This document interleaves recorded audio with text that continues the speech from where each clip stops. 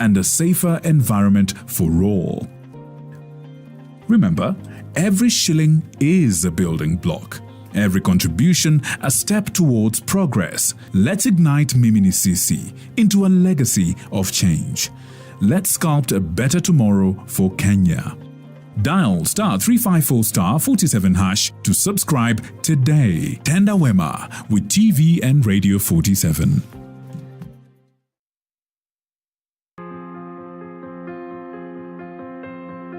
It is a condition that has continued to wreak havoc in the society today. Acne is a skin condition that is very common in adolescents and people of the age of between the age of 9 years to 30 years. A condition surrounded with many questions and misconceptions. Mbona watu wanajionanga dermatologists? Unapatana na mtu anakuambia kunywa maji bro, kunywa maji.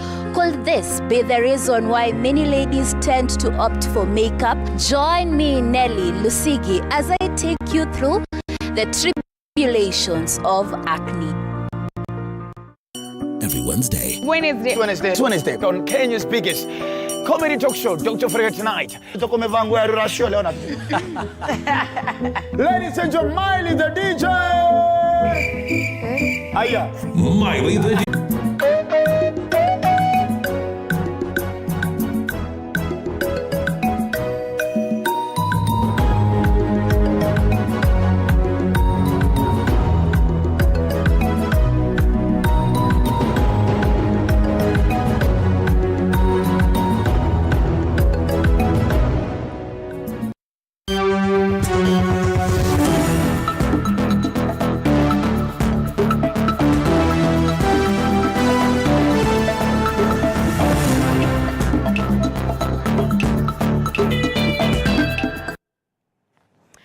Kwa hakika akae karibu na moto bila shaka huandaliwa wa kwanza ndo mwanzo tu. Mkoko umealika maua popote ulipo mtazamaji.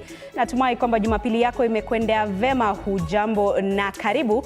Kapu letu la habari limejaa taarifa chungu nzima, lakini kwanza kabisa tupate vidokezo.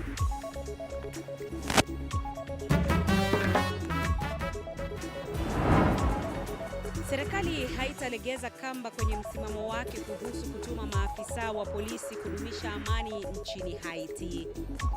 Sasa tukisikia watu wetu wanaumia, si labda walitoka hapa siku ya slave trade.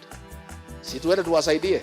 Approval and consent from the National Assembly and Parliament for deployment of our police officers to the country of Haiti. We shall consider all matters that shall come before Parliament. Huku maafisa wa serikali wakisisitiza kuwa Kenya itafaulu kwenye misheni hii. Viongozi kutoka dini ya Kiislamu wameitaka serikali kuweka wazi msimamo kuhusiana na vita vinavyoendelea kati ya Israel na Palestina.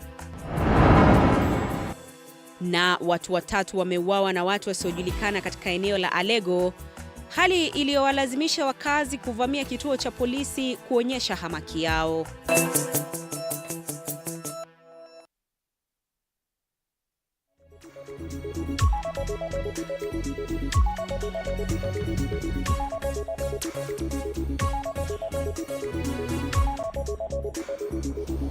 Karibu kwenye taarifa kamili mtazamaji, shukran sana kwa kutuchagua, lakini kubwa zaidi kwa kututeua kama kitovu cha habari za kweli na za kuaminika. Mimi wako Andrin Kilemi, mwenzangu kwenye lugha ya ishara Nyiroda Nyamai.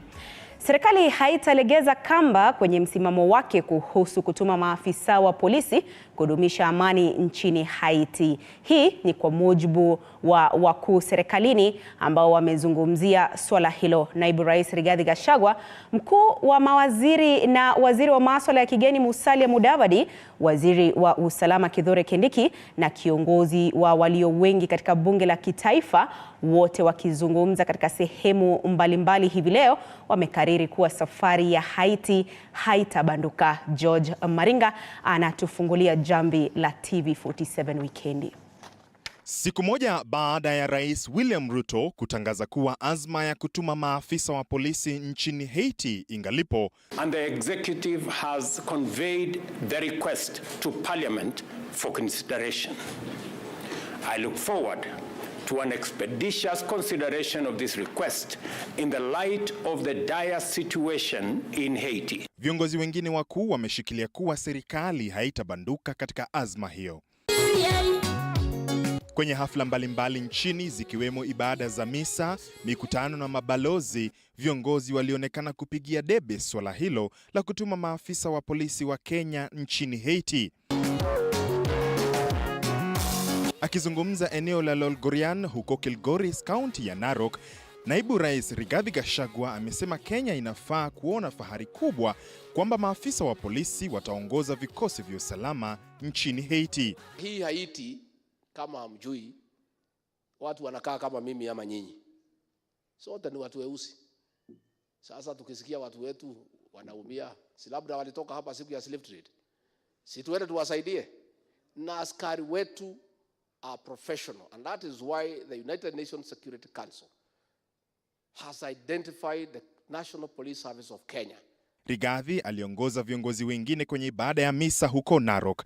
Kiongozi wa walio wengi bungeni Kimani Ichung'wah amesema bunge litazingatia mswada huo utakapofikishwa bungeni juma lijalo. For approval and consent from the National Assembly and Parliament for deployment of our police officers to the country of Haiti, we shall consider all matters that shall come before Parliament. Waziri wa masuala ya ndani Profesa Kithure Kindiki akiwa kaunti ya Meru ameelezea imani yake kwamba maafisa wa polisi watafaulu kwenye juhudi za kuweka amani Haiti. The way in the past Kenyan soldiers and Kenyan troops have succeeded to bring peace in many countries around the world, even this time round we are going to succeed in Haiti. Mkuu wa mawaziri ambaye pia ni waziri wa masuala ya kigeni Musalia Mudavadi vilevile ametaka mataifa mengine kuunga mkono Kenya na Umoja wa Mataifa kwenye azma ya kulinda amani Haiti. Akizungumza alipokutana na wadau wa mkataba wa Munich wa usalama, Mudavadi amesema juhudi za taifa la Kenya zitafua dafu. It is my firm belief that given many years in peace building combined with the support of the international community, we will succeed in bringing peace to Haiti. Waziri wa usalama Kithure Kindiki alipofika bungeni juma lililopita aliwaarifu wabunge kwamba juma lijalo ujumbe maalum ukiongozwa na Musalia Mudavadi utaelekea nchini Haiti kwa awamu ya pili ya matayarisho na mikutano, huku maafisa wa polisi wakijiandaa kuelekea huko. Yote 9-10, macho ya Wakenya na ulimwengu mzima yataangazia jinsi ambavyo operesheni hii ambayo imepigiwa debe itakavyoendeshwa.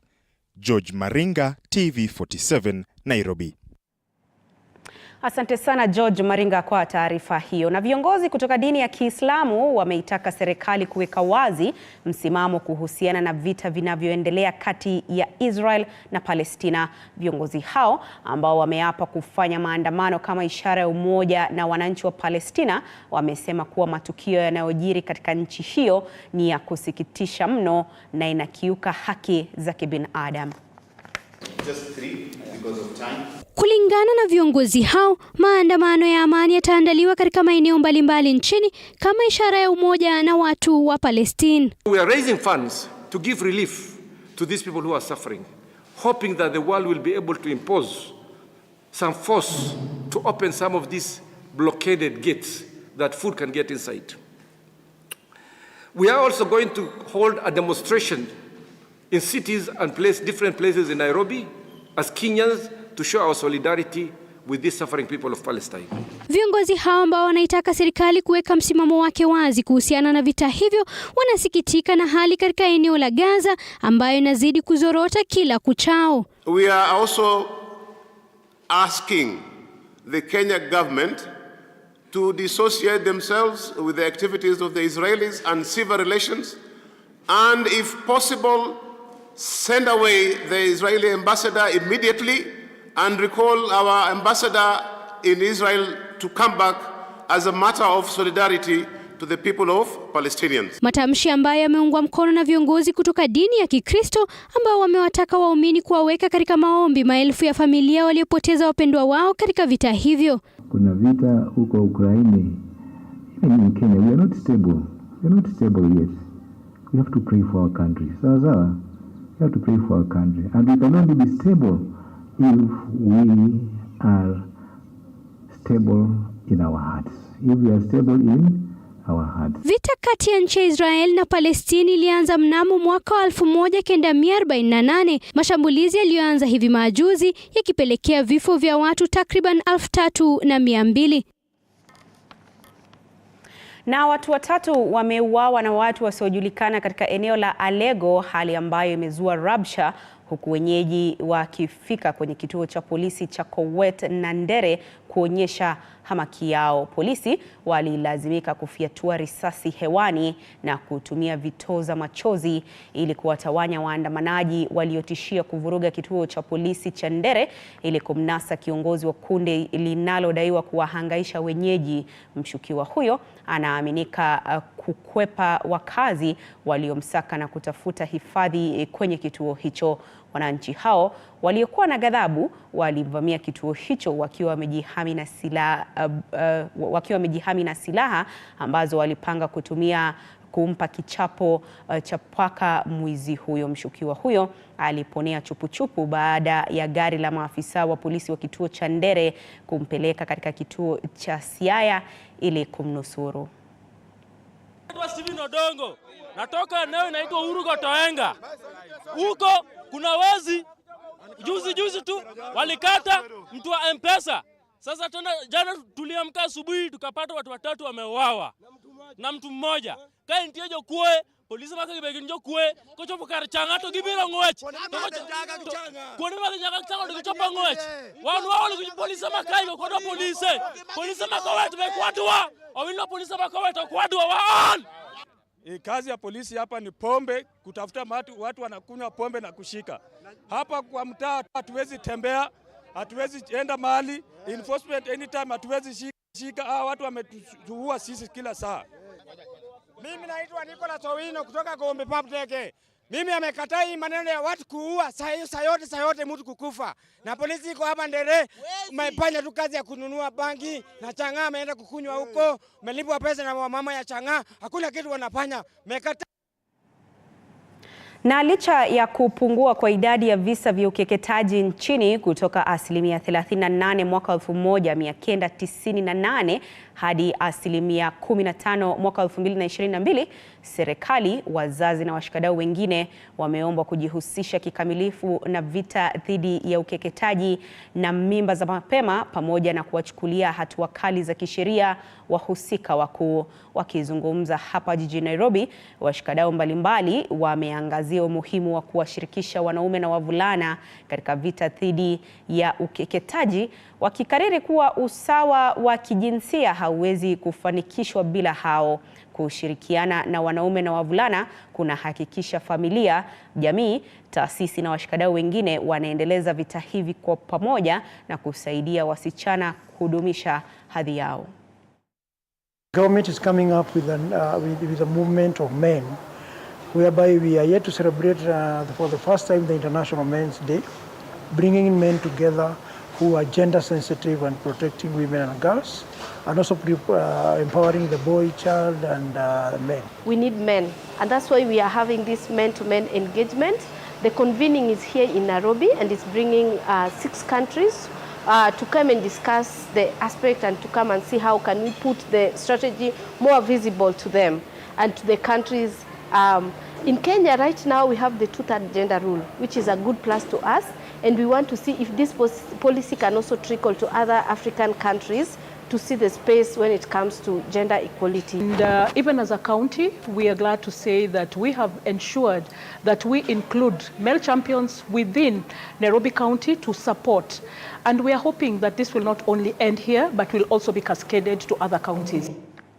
Na waziri wa kilimo Mithika Linturi ametawazwa kuwa kiongozi mpya na msemaji wa jumuiya ya jamii ya Ameru.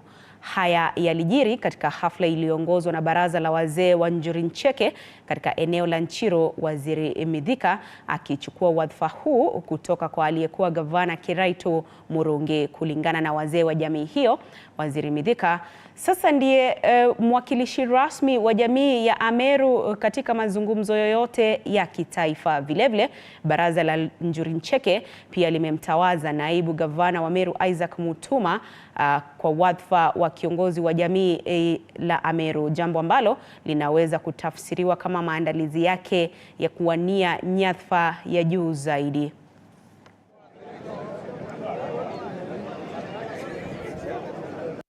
Wajumbe wetu wote wakiongozwa na Bwana Redikiri na MCS wetu wote wakiwa nyuma ya spika wetu Bwana Bundi,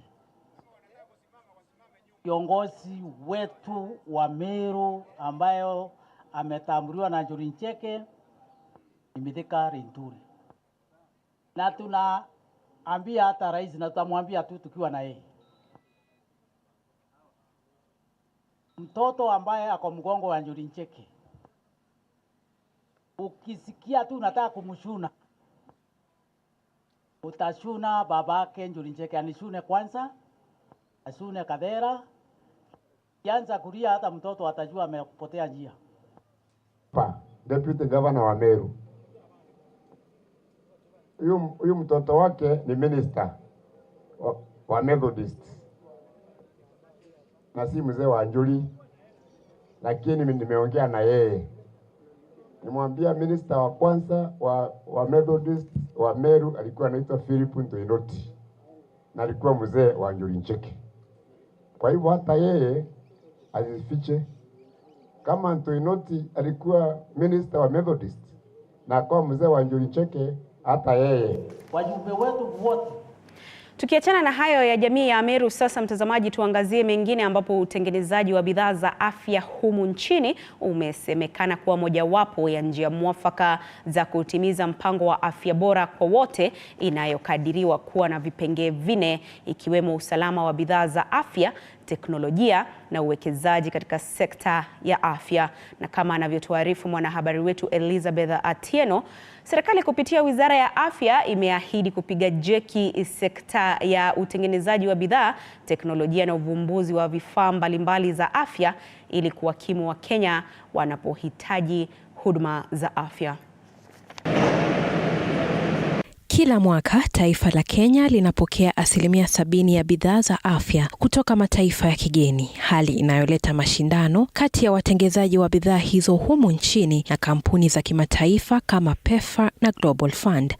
Sababu kuu ikiwa kampuni hizi hupata fursa ya kununua dawa hizo kwa bei nafuu kutoka taifa la India. Lakini je, ni kwa nini wauzaji bidhaa humu nchini hawawezi kuuza bidhaa hizo kwa bei nafuu? Some of the challenges we face as a local manufacturer is obviously pricing from imports. We find that certain products are so cheap that even the packaging material is more costly. Also sometimes lead times in packaging material. KEMSA does the markets are very busy to see how your product is also selling outside, so that because KEMSA will give you this product in bulk, we expect when you buy in bulk, you sell in bulk, the price should be low. Changamoto kuu zinazowakumba watengenezaji wa bidhaa za afya humu nchini ni mapengo katika sheria, uuzaji, usambazaji na uhifadhi wa bidhaa hiyo katika halmashauri ya KEMSA. Huku Chris Odhiambo ambaye ndiye mtathmini wa ubora wa bidhaa katika KEMSA akisisitiza kuwa hakuna ubaguzi wowote katika utoaji zabuni. There is no favorism in KEMSA. Documentation must be right, and if it is done from the government side, register your company, do all the registration right. Akizungumza katika uzinduzi wa hafla ya maonyesho ya watengenezaji bidhaa humu nchini hapo siku ya Ijumaa, Rais William Ruto aliwaahidi watengenezaji hao kuwa watapata soko, kwani ifikapo mwaka 2026 50% ya dawa na bidhaa za afya zitatengenezwa humu nchini. We have given very clear instructions to all our public entities that buy pharmaceutical products, starting with KEMSA, that we will not import any product that is being manufactured locally. Wizara ya Afya sasa imewalenga watengenezaji wa bidhaa hizo humu nchini katika kutimiza mpango wa afya bora kwa wote, wakisisitiza kuwa hali hii itapunguza masaa na fedha zinazopotezwa katika usafirishaji na ununuzi wa bidhaa hizo. We are taking away the busybodies who have been marking up on products and making them expensive for Kenyans. Inatabiriwa kuwa soko la sekta ya dawa barani Afrika litaongezeka kutoka shilingi bilioni 56 mpaka shilingi bilioni 70 ifikapo mwaka 2030. Yes, you are a local manufacturer, you are retaining a product of India or a product of a certain country. You are not a local, that's not local manufacture, that is local packaging. Kwengineko, halmashauri ya KEMSA inatarajiwa kupokea shilingi bilioni 2 ili kuwakimu watengenezaji wa bidhaa za afya humu nchini. There will be no stock out if we are paid on time, because yes, we are sourcing, we take them to the county on a loan. Do you see there is a gap? So it is not now KEMSA, it is the county government. Na huku wa Kenya wakisubiri uzinduzi wa mpango wa afya bora kwa wote tarehe 20 mwezi wa Oktoba mwaka huu, watengenezaji bidhaa humu nchini wako mbioni kutengeneza bidhaa zaidi, ikizingatiwa kuwa kwa sasa ni takriban kampuni 35 pekee zilizo na leseni za kutengeneza dawa. Elizabeth Atieno, TV47, Nairobi. Asante sana Elizabeth Atieno. Mtazamaji, ni ndoto ya kila mwanamke kuwa na uso laini unaovutia na kung'aa na kuwa kivutio cha wengi, lakini mara nyingine ndoto hii hukumbwa na changamoto si haba, ikizingatiwa kuwa 9.4% ya watu ulimwenguni wanakumbwa na tatizo la ngozi ya uso kuwa na chunusi, kwa kimombo inafahamika kama acne. Hali hii ikiwaweka kwenye hali ya kukosa kujiamini. Mwanahabari wetu Nelly Lusigi alitangamana na binti mmoja anayepambana na hali hii na kuandaa taarifa ifuatayo. Tana naye Ingrid Kalsvik, mwanadada mrembo mwenye rangi ya kuvutia, ila chunusi hizi zilizomwandama kwa muda wa miaka 6 sasa zimekuwa chanzo chake cha kukosa usingizi na hata wakati mwingine kuogopa kujitazama kwenye kioo. You know, with ladies, wasichana, hey. So you can get like to comment about somebody just walking up to you, they're asking you, kwani, hi Ingrid, hi, how are you? Kwani, what's happening to your face? They're even straight to the point, usually si unajifanyanga hata unauliza mtu amekuwa aje.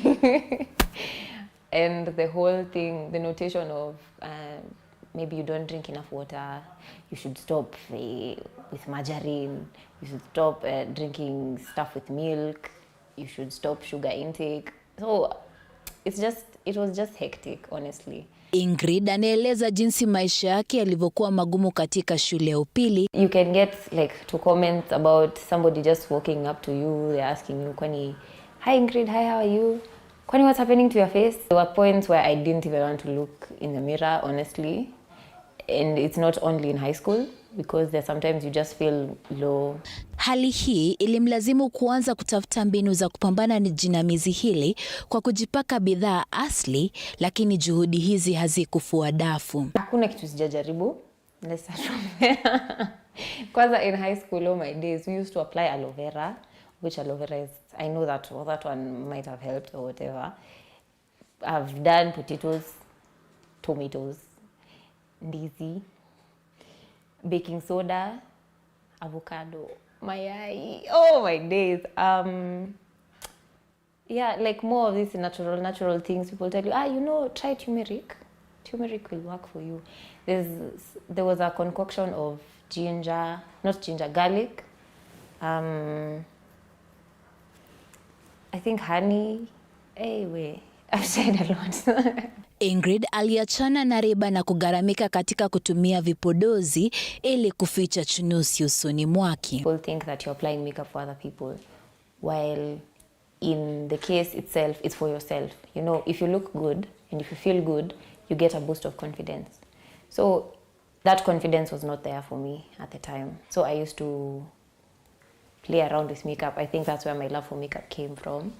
And I don't know, I would just feel confident without my scars being shown, because you don't need the questions. You don't need people walking up to you to ask you, does your face hurt when you touch it? Hali hii imesemekana kusababishwa wakati wasichana wanapovunja ungo au hata vyakula vilivyo na madini ya protini. Mtaalamu wa ngozi Alice Waweru anaeleza zaidi. Acne is a skin condition that is very common in adolescents and people of the age of between the age of 9 years to 30 years.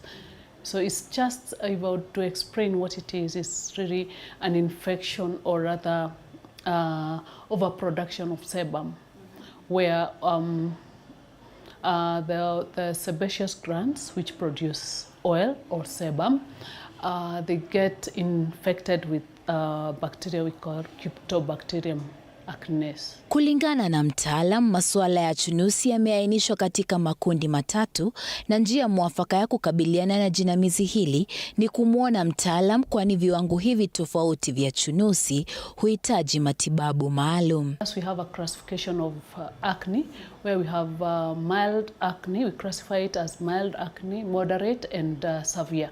So meaning whatever rash you have, whatever bump you have, any breakout, you should come immediately to hospital to seek treatment. Licha ya unyanyapaa na upokea kutoka kwa jamii, Ingrid anazidi kufuata ndoto zake na anaamini kuwa you end up comparing yourself to very many people and you forget that there are filters.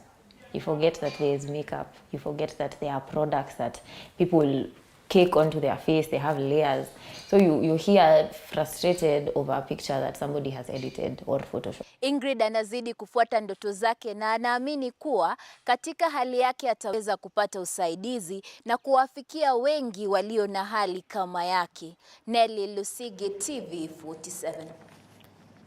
Asante sana Nelly Lusigi kwa taarifa hiyo. Na baada ya miaka na mikaka ya uuzaji na unywaji wa pombe haramu katika kijiji cha Jerusalem katika kaunti ndogo ya Bahati, kaunti ya Nakuru, wakazi katika kaunti hiyo wameshuhudia mabadiliko makubwa ya maisha ambayo yamesababisha watumiaji na wauzaji wa pombe hiyo kubadilika na kujiunga na ujuzi mbadala wa biashara ili kujipatia kipato. Chichi Josephine na taarifa hiyo kikamilifu. Ni sherehe ya kutoa shukran katika kijiji cha Jerusalem kilichoko katika kaunti ndogo ya Bahati, kaunti ya Nakuru. Ni kijiji ambacho hapo awali kilijulikana kama Mombasa, jina ambalo kulingana na wenyeji lilikuja kufuatia unywaji wa hali ya juu wa pombe haramu. Siku ya leo ni sherehe kubwa ambayo ni kumshukuru Mungu kwa sababu hakuna ambaye alikuwa anatazamia kwamba pombe ingeisha kwa hii sehemu. Na hii maeneo yetu tumebadilisha jina, ilikuwa inaitwa Mombasa. Si Mombasa sababu ya nini? Mombasa raha. Lakini saa hizi inaitwa Jerusalem. Vijana hapa wanasimulia jinsi walivyoathirika, ikiwa ni pamoja na uwezo wao wa kupata watoto kutokana na uraibu wa pombe haramu. Tupa miaka yangu 7, nimetupa bibi na saa hizi nimerudisha bibi. Hata saa hizi masista yangu, mabrother zangu hawako. Walienda, tumebaki watatu, tulikuwa 10. Juu ya nini? Ya pombe. Saa hizi ndio tumeanza reform kabisa. Saa hizi hata naona nitarudisha familia. Nilikuwa nayo lakini mambo tu ikaharibika kidogo. Wagema maarufu katika kijiji hicho nao wamejirekebisha na kuamua kuachana na biashara hiyo, na sasa wanazunguka kijijini humo kuhamasisha watu juu ya athari mbaya za ulevi. Niliuza pombe nikiwa msichana mdogo. Nimekuwa sana nikipigana na wenye wanapinga pombe.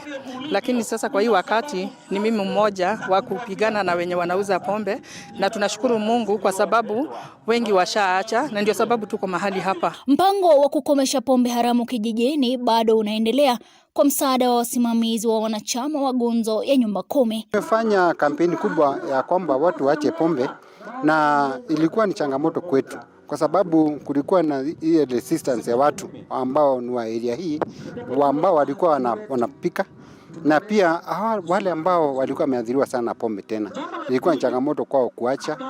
Lakini kupitia jitihada za wachungaji na maombi na vituo vya pombe vikapungua, jina la mahali hapa limeweza kubadilishwa. Hii kijiji tumepotolewa na wachana na vijana wanaume, tukakaa bila watu wanaendelea. Chichi Josephine, TV47.